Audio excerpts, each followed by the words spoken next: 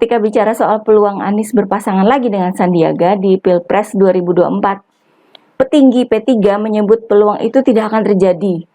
Alasan utamanya karena ada masalah utang piutang antara Anies dengan Sandiaga. Ini disampaikan pada hari Kamis lalu tanggal 27 April. Baru beberapa hari yang lalu. Artinya soal utang pada Sandiaga ini bakal terus diungkap.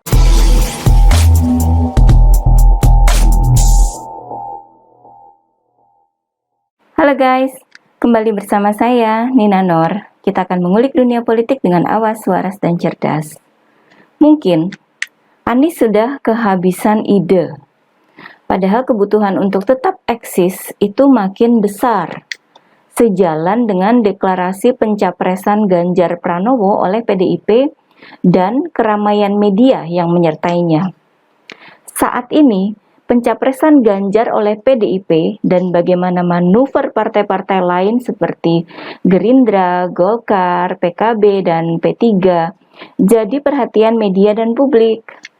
Sementara koalisi perubahan yang sudah tanda tangan piagam, tapi belum juga deklarasi capres, beritanya mulai tenggelam, termasuk Anies sendiri. Eksistensi di depan publik itu sangat penting buat yang mau nyapres. Anies dengan safari politiknya sudah tidak terlalu menarik perhatian publik, apalagi ketika di Surabaya kabarnya sepi dari perhatian warga.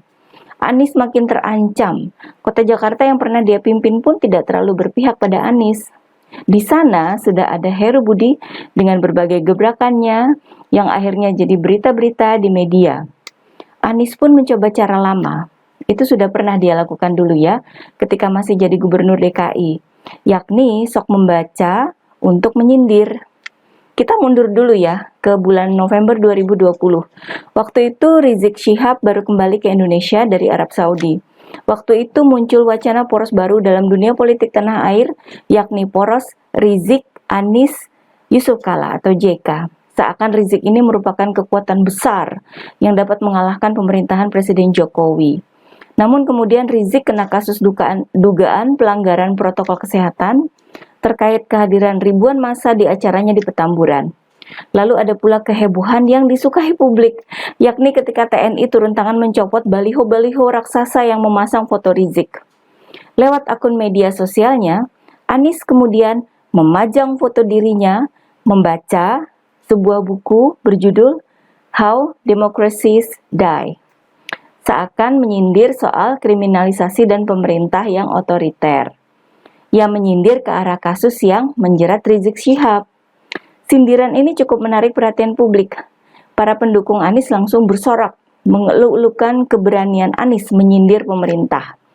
Citra Anies pun terangkat gitu ya. Nah, sekarang Anies mencoba untuk mengulang kesuksesan strategi itu. Mungkin karena udah kepepet ya, habis ide.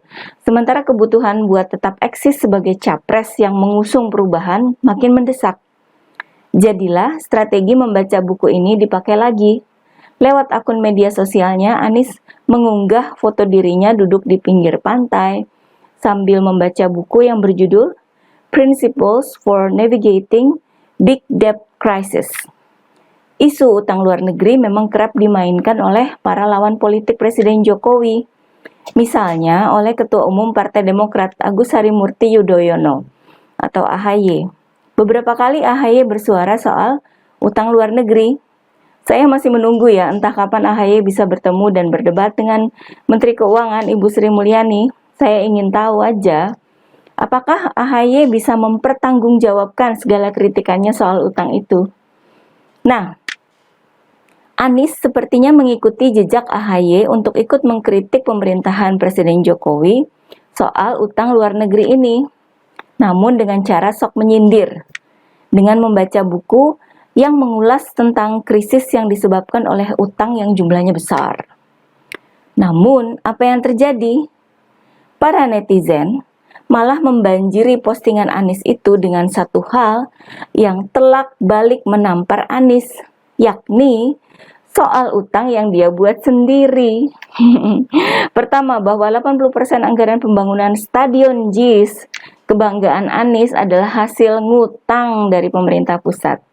Kedua, soal utang piutang antara Anies dengan Sandiaga Uno yang jumlahnya diduga mencapai 92 miliar rupiah. Komentar-komentar para netizen kebanyakan sangat negatif. Selain mengingatkan Anies soal dua utang itu, ada pula netizen yang menyamakan kondisi Anies saat ini dengan suasana sore sesuai foto Anies yang dibagikan itu ya, yakni meredup dan tenggelam. Ada juga yang mempertanyakan bagaimana cara Anies membaca jika situasi cahaya sesuai foto itu sangat kurang dan cenderung gelap. Kayak gitu gimana bisa baca ya? Gelap-gelapan. Seakan terbongkar bahwa foto Anies membaca buku itu hanya gegayaan aja alias pencitraan.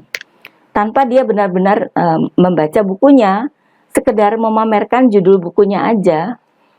Yang tentunya akan dipahami sebagai upaya Anies menyindir pemerintahan Presiden Jokowi terkait utang luar negeri. Dan banyak lagi komentar jelek ya para netizen ya. Bahkan di postingan media yang memberitakan postingan Anies itu juga dipenuhi dengan komentar jelek para netizen. Ada ratusan komentar para netizen di sana. Seakan kekurangan tempat untuk mengecam Anies ya. Artinya Anies harusnya paham dong bahwa jika dia menyentil atau menyindir soal utang, maka peluru itu akan berbalik ke arah dia sendiri. Senjata makan tuan, Stadion JIS yang selalu dijadikan sebagai simbol prestasi Anies, sekarang sudah terbongkar habis borok-boroknya. Dari biaya pembangunan hasil ngutang, sampai infrastruktur yang tidak siap, hingga mahalnya biaya sewa dan biaya operasionalnya. Sampai-sampai Ketua DPRD DKI Jakarta mengeluarkan komentar kocak terhadap biaya operasional yang sangat besar ini, yakni 220 miliar per tahun. Sampai dibilang, babi ngepet juga nggak bakal dapet segitu. Siapa yang mau sewa lagi kalau aksesnya susah dan malah bikin pengalaman horor, seperti selepas konser Dewa 19 waktu itu. Nah, biaya-biaya besar itu harus ada. Lalu utang ke pemerintah pusat juga harus dibayar. Siapa yang bayar? Anies nggak bakal mau tahu, nggak tanggung jawab dong. Apakah begini kualitas seorang calon presiden? Utang yang satu lagi, lebih parah lagi. Utang yang jumlahnya mencapai 92 miliar itu dianggap lunas oleh pihak Anies.